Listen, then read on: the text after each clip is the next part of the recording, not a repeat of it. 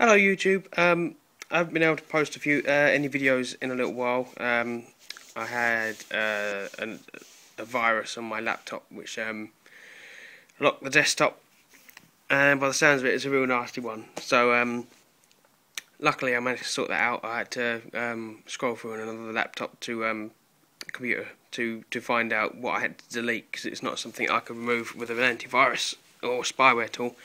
So it's been a bit quiet for a little while, but what I want to talk today is basically this is a preparedness video. Imagine you've had no power for a week, 2 weeks. You're unable to get on with securing your property against maybe you could say people that want to get what you've got, presuming you've got food stocks and tools and things that people want to use. Now, I'm a contractor. I'm an electrical contractor, and I bought my power tools myself. So they're not owned by the company or anyone else. They're owned by me. So basically, I started off with a cheap 18-volt Ryobi battery drill,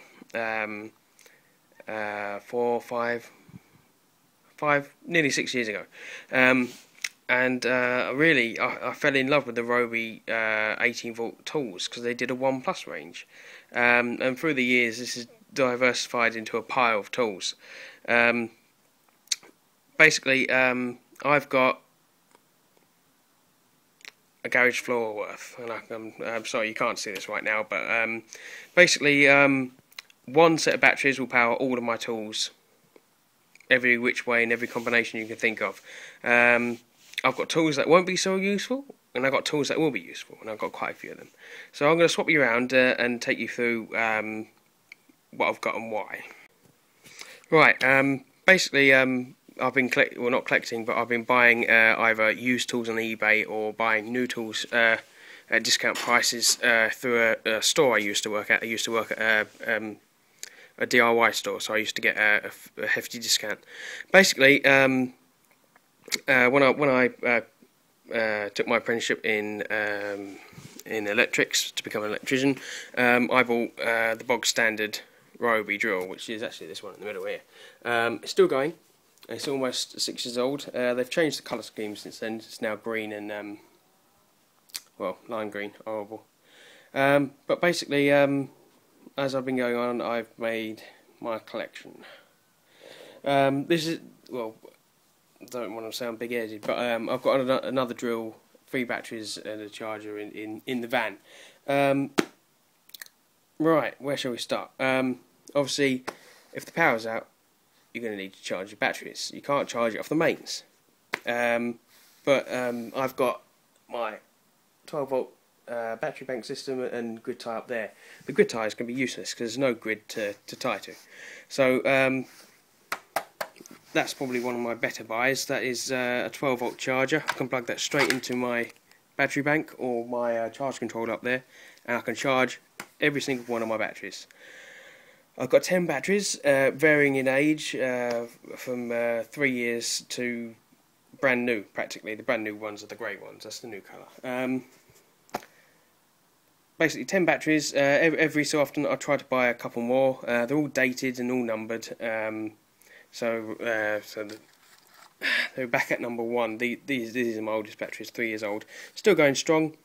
Doesn't last that long in, say, things like the circular saw and the reciprocating saw there, but they're good for the drills and good for the little tools over there. So we'll leave them for a minute. If you're securing your property, you're going to want to drill holes and cut wood to size. Obviously, I've got 3 drills here, 1 in the van, circular saw, reciprocating saw, sorted, and I can charge them off my battery bank there. Obviously, lights go out. I might stave off using my batteries for my torches and things. I'll use these instead because I know these batteries have got a good whole load of life left in them. So if you've already started by diversifying your batteries and your headlamps and lanterns and things and cameras, you know, just to keep them all using AA's, AAA's or whatever, then I would stave off using them by using my rechargeables. Go on to other things. If you if we go into complete economic turmoil, you can use these tools to take things apart, to salvage things. So say that you have got petrol or diesel in your vehicle, your car, van. You could go out, grab some pallet wood. This is what I do with this saw now. I can go out, if the pallet's too big for the back of my car, my van, I will cut it down to size and take it. Obviously with owner's consent at the moment. As for these, they're not going to be so useful in a preparedness or survival situation. A sander. I could probably nick the motor out of that. The switches. Probably use this for some sort of suction system. I don't know. I haven't thought much into it. But they can be cannibalised for other parts. Even if I want to make a tool, another tool, I can use that as a battery clip. So I can clip an 18-volt battery into it.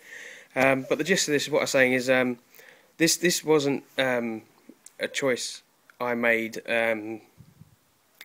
for preparedness or survival or you know, the absolute worst situation. This is a choice I made through economy, because contractors and people go out and they'll buy a Black & Decker drill, and then they'll go and buy a Makita, I don't know, power planer, and they won't be able to use the batteries in amongst each other. Whereas here, if a battery dies, I've got 9 more, and they're a fair price. 50 quid for 2. I think the last price I saw is not bad. Downfall is the NICADs. They lose their voltage. They lose their power if you don't use them. I try to keep a rolling, almost like a rotor, whereby I'll discharge 3, charge them up, put them at the garage, and use the next 3. You know, try and keep them evenly distributed. Change the 3 I use in the van every couple of weeks, so they get an even wear. Another thing I was going to move on to is obviously you can get lithium ion, and you can get nickel metal hydride, and all the different types of batteries. I still find NICAD easier to work with. They're cheaper. I don't know. It's just simple. Things like I'm not too into batteries and things, but I seem to think that, you know, if you've got a lithium battery, you've got to charge it properly, and it's all computer monitored within the Wasadoodle, and it just makes for easy living, I think. I think that's almost it. I'm just going to have a stop and a think. I think there's one more point I want to make. I got it, right. Basically, yeah, when I was saying contractors or DIYers buy batteries and of different, you know, tools of different varieties, and then they find the battery dies, and basically they go to the B&Q store, the home-based store, or a wholesaler, or online, and they find out the batteries are worth more than the actual unit itself. I mean, for example, this came as part of a set. It was 70 quid when I bought it. It was that, a charger, 2 batteries, a case, a snazzy set of drills, and I think the yellow torch.